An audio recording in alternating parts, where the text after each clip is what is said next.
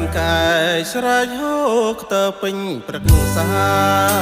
ស្រែកផ្ដាំលាពាំងស្បែកខ្លាគុំមកប្រហាខេមរានគរជាតិខ្លៅក៏ក្លឿនប្រហើនជីជន់ជាតិជាខេមរាក្រែងជ្រើអាត្មាជីវ៉ាផងក្នុងជ្រោះជ្រៅ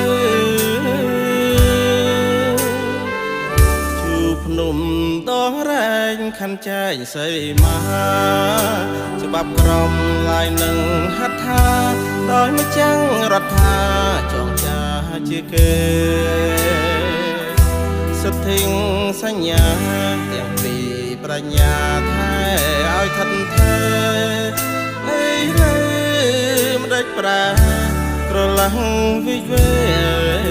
អបព្រៃខ្មែរអ្នកជាកាពីទឹកដីពួកខ្មាំងត្រូវខ្សែដោយដៃទ័ពខ្មែរកាគេវិរៀងកងទ័ពចិត្តស្មងអត់រេស្មាំងកាពីថាដីខ្មែរឲ្យគង់ក្នុងដែនសីមាបុតខេមរាសច្ចាកាពីក្រោកឈរតតាំងគ្រប់គ្នាប្រយុទ្ធនឹងមានដល់គ្រាចុងក្រោយស្ម័គ្រស្លាប់មិនស្ដាយបូជារូបកាយជូនទឹកដីហើយខ្មាំងត្រូវថយក្រោយដោយក្តីអាម៉ាំងឈឺផ្សា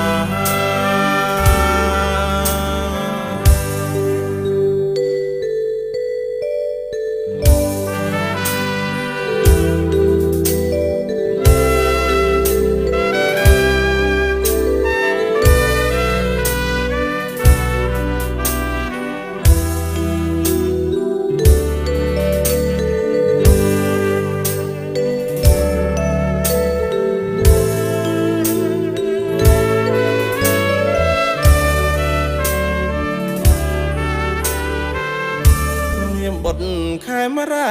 សច្ចាកាពីក្រោកឈរតតាំងគ្រប់គ្នាប្រយុទ្ធនឹងមានដល់គ្រាចុងក្រោយ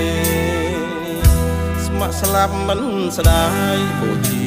រូបកាយជូនទឹកដីហើយខ្មាំងត្រូវថយក្រោយដោយក្តីអាម៉ាំង